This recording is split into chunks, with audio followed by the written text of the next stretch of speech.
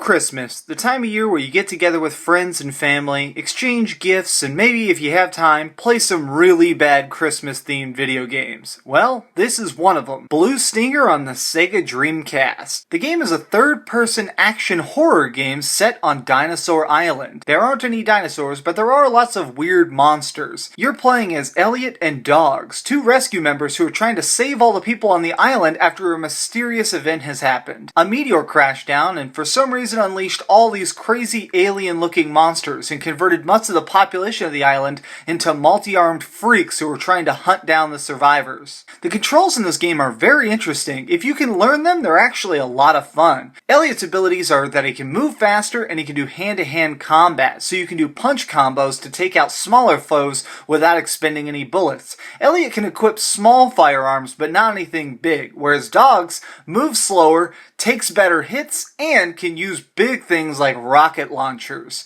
What's really fun about it though is that they each have individual health bars, and since enemies hit hard, you will need this mechanic. There's kind of a fun thing when you're really trying to think, can I take one more hit with Elliot before I switch to Dogs? Because it's actually pretty hard. Whenever you defeat these weird zombie enemies, they shoot coins out like a piñata, which you need to pick up because there's vending machines everywhere. Kind of like Dead Space, you put coins into a machine and you get different health items or bullets. This is a mechanic I really liked, and I think this is the earliest iteration I've ever seen of this. Very cutting edge. You actually have to fight the enemies, whereas games at this time, like Resident Evil, were having you skip all the enemies you could to save bullets. In this game, you're almost rewarded, because it takes about 45 seconds to take an enemy out if you're really careful, and then you get enough coins to buy a couple bullets so you can go faster. One thing I really liked is that with Elliot, pressing the X button will do all your melee combo, but pulling the right trigger will actually fire your gun.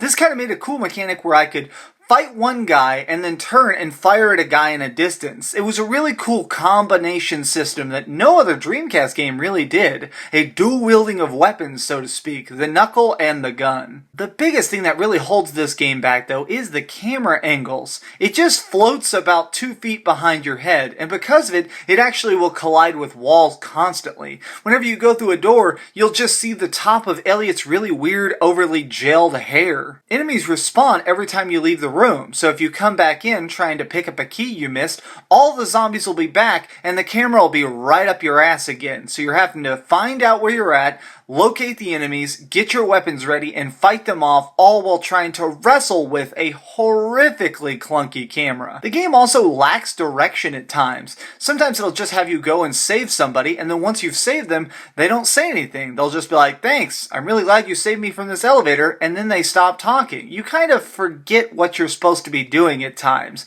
There's no real clear direction, whereas a lot of more modern games, even if they're not linear, will hint you as to your next objective. Here they just kind of, take the gloves off and say, good luck. The story in this game is really unique, and it's just like being trapped in the worst 80s movie you can imagine. It has twists, it has turns, it has terrible Christmas music at every turn.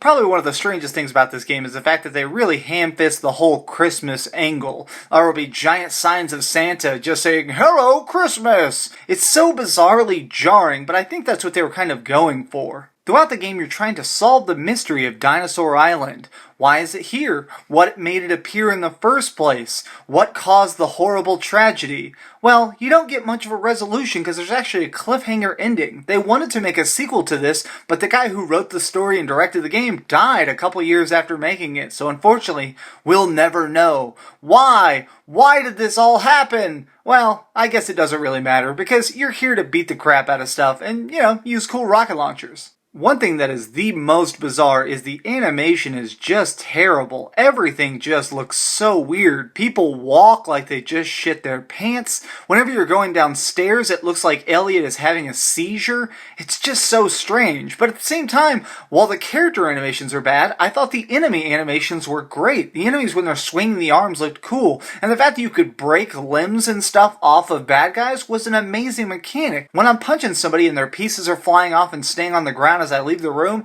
That was a cool mechanic. So overall, the game has its goods and its bads. If you're a Dreamcast fan, definitely pick this game up. This game is pennies online and it is hysterical. So this holiday, slay some zombies, have some fun, but no matter what, keep dreaming.